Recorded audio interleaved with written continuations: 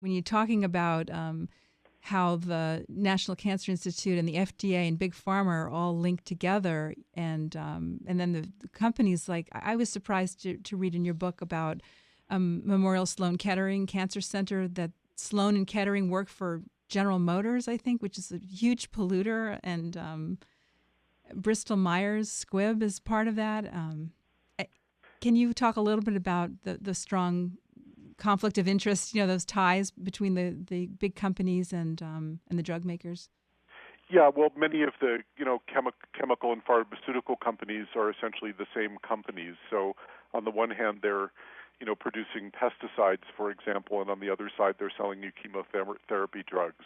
Mm-hmm. And I'm sure from their point of view, I mean, it's a great business, cradle to grave, as they say. Right. But but clearly this is a conflict of interest on the most fundamental level. And again, it's a certain kind of a mentality.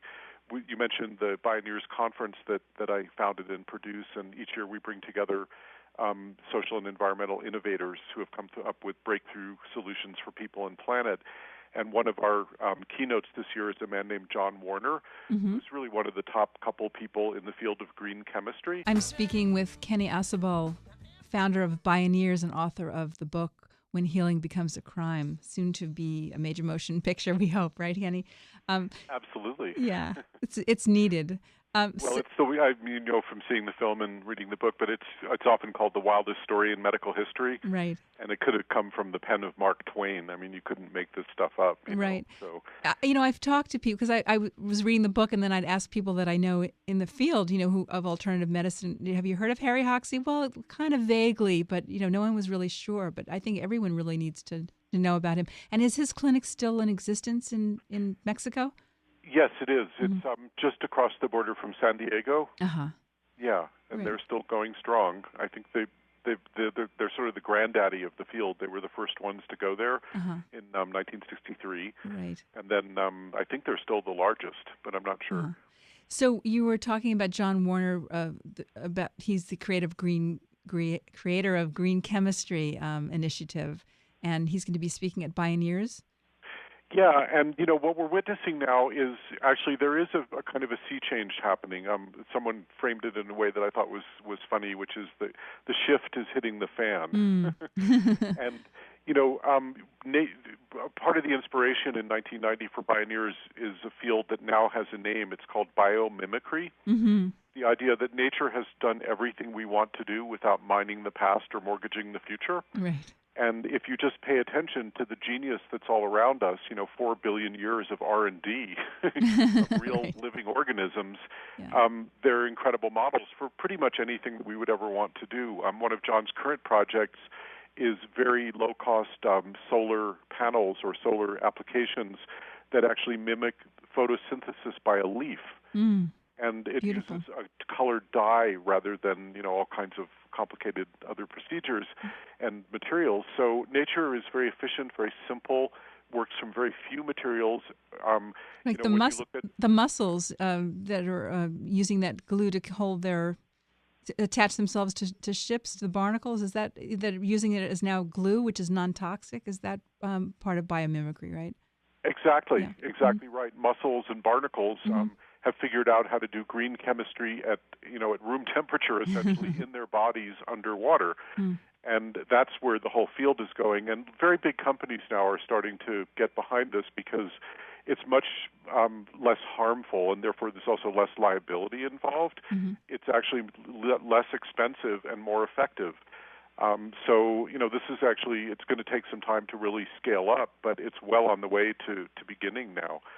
And, these are the kinds of innovations when you start to look across the board at what can be done. It's quite extraordinary. In Japan, there's an interesting biomimicry example where they had a bullet train that goes through very populated neighborhoods, and when it goes through tunnels, it, creates these giant sonic booms, which obviously is extremely disruptive to people living anywhere near it.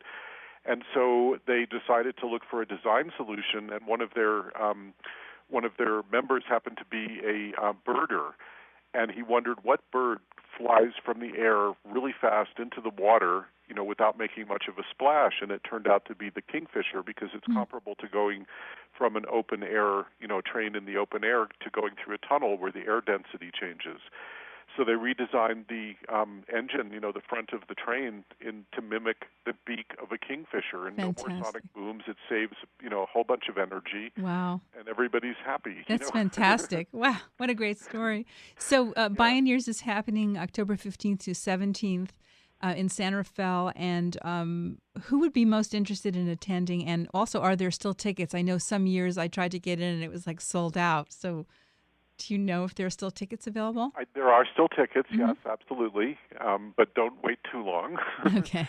And I started it in the first place because I was acutely aware of the environmental crisis beginning really in the 60s and 70s, and you don't want to just sit around kind of moping in the dark about all these terrible things happening. So I started to probe and look around and see who had come up with solutions.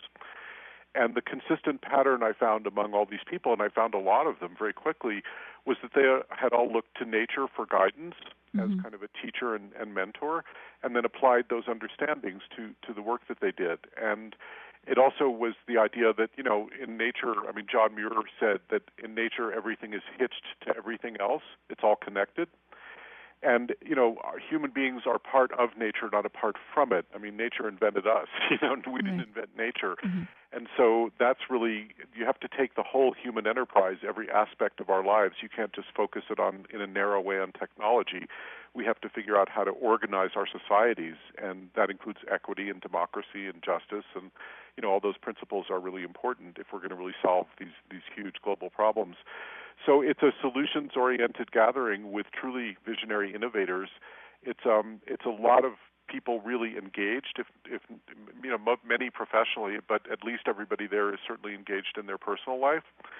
And it's one of those things where people, your pupils kind of get dilated, and you start to ascend on this spiral of positive energy. And it's so clear the solutions are present, and we just need to leverage that now. That's fantastic. Before we go, I just wanted to ask, some people complain that, they can't go to alternative medicine therapist or physician because it's too expensive. And are there any alternatives out there that are inexpensive and effective at curing illness that you're aware of?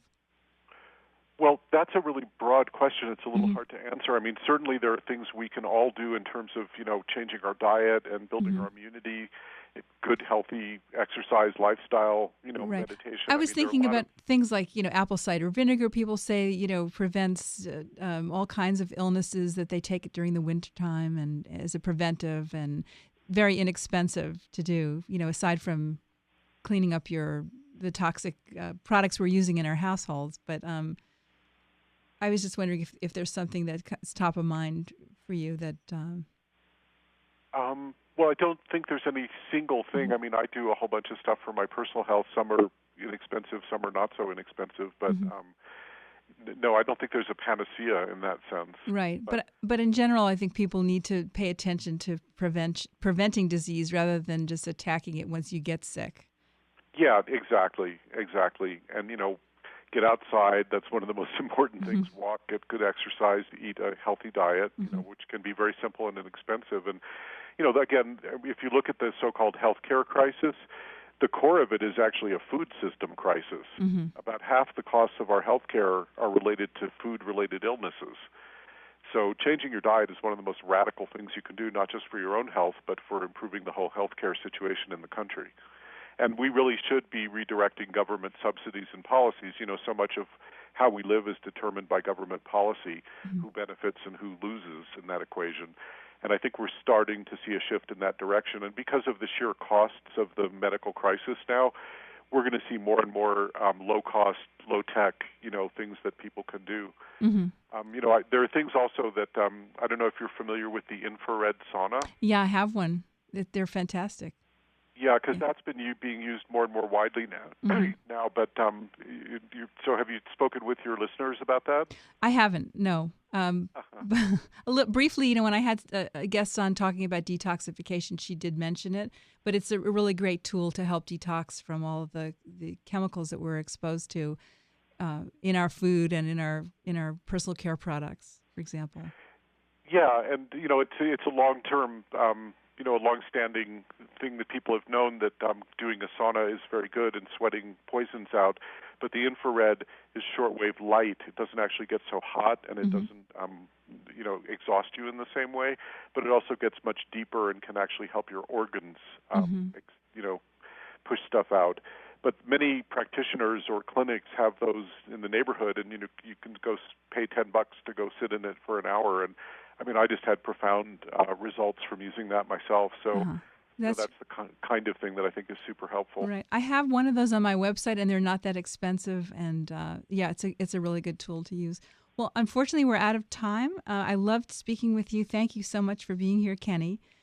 And and it went by too fast. I know. And if people want more information, it's pioneers.org. Is that the... Yeah, like pioneers with a B. Okay. .org, and we'd love to see everybody there. We've been in the Bay Area for a long, long time and have a very wonderful clientele